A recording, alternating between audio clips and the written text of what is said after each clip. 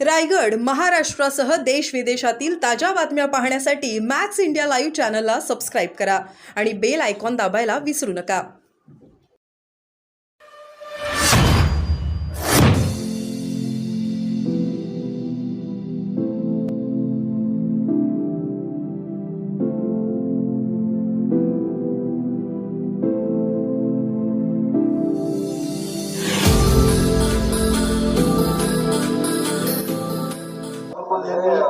एक मिनिट एक बोला.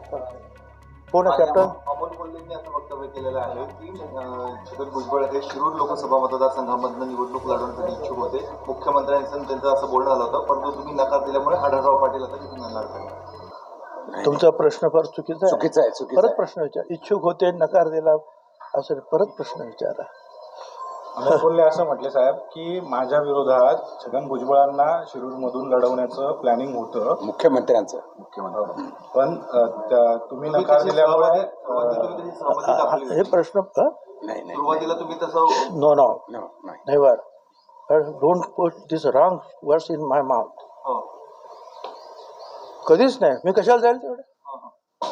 असं आहे की मी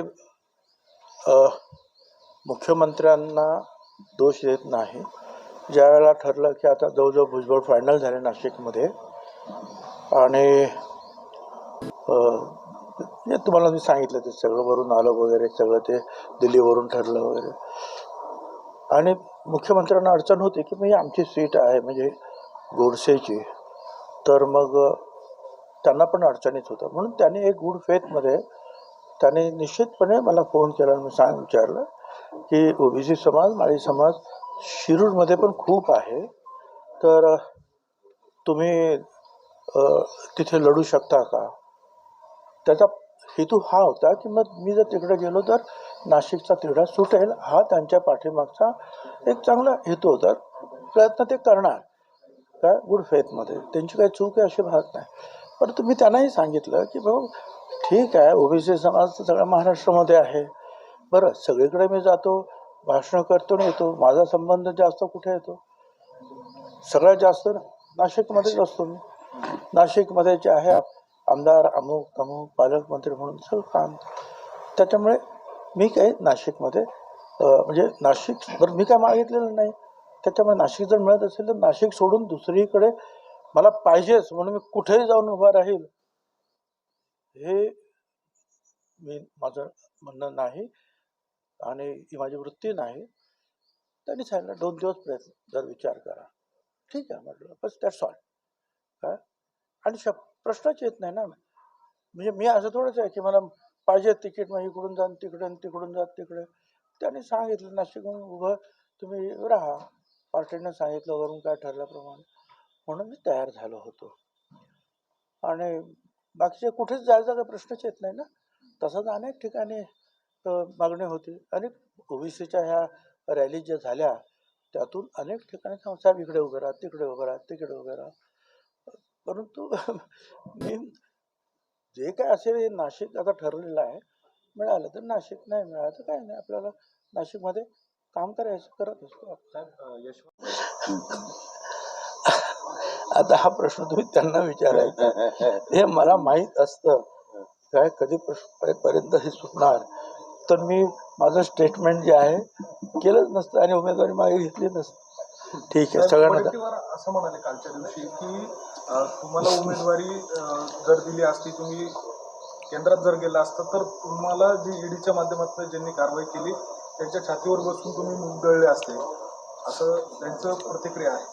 ठीक आहे, एवढं खरं आहे की उमेदवारी भेटली असं निश्चितपणे निवडूनही आलो होतो.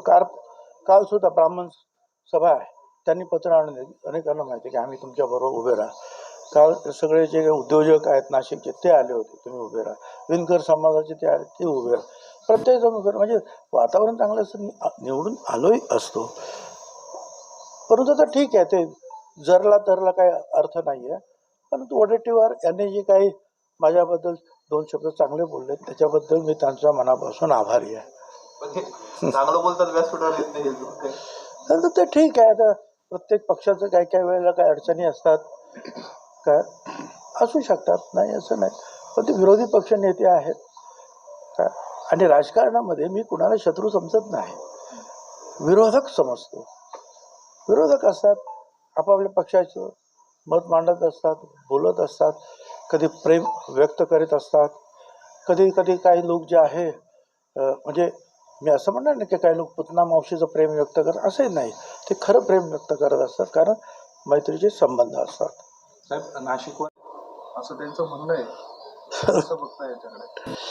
आता काय सांगू त्यांना, माझं सांगणं आहे की बीडची जी निवडणूक आहे काहीतरी 13 तारखेला, कृपया त्याने त्यांच्यावर पूर्ण लक्ष कॉन्सन्ट्रेट करावं. काय ते निवडून येणं महत्त्वाचं आहे, तिकडे तुम्ही प्रयत्न पूर्ण करा. नाशिकमध्ये उमेदवार नाहीत म्हणून काही अडचण आहे अशातला भाग नाही. नाशिकमध्ये खूप उमेदवार आहे, हीच अडचण आहे. हा? मग ती BJPकडे आहे, ती शिंदे गटाकडे आहेत आणि ते आमच्या राष्ट्रवादीकडे सुद्धा आहेत. काय अगदी BJP किंवा इतर समजा ओबीसीचे अगदी बंजारी समाजाचे जरी म्हटले तर तरी आमच्याकडे हेमंतराव धात्रक सारखे लोक आहेत, ते बाळासाहेब सानप सारखे आहेत, उदय सांगळे सारखे नवयुवक सुद्धा आहे. खूप आहेत ना इकडे उमेदवार. तुम्ही बीडमध्ये जास्तीत जास्त लक्ष केंद्रित करा, सगळ्यांना बरोबर घ्या आणि कुठल्याही परिस्थितीत निवडून या. आज ती गरज आहे या सगळ्या समाजाची. ठीक आहे.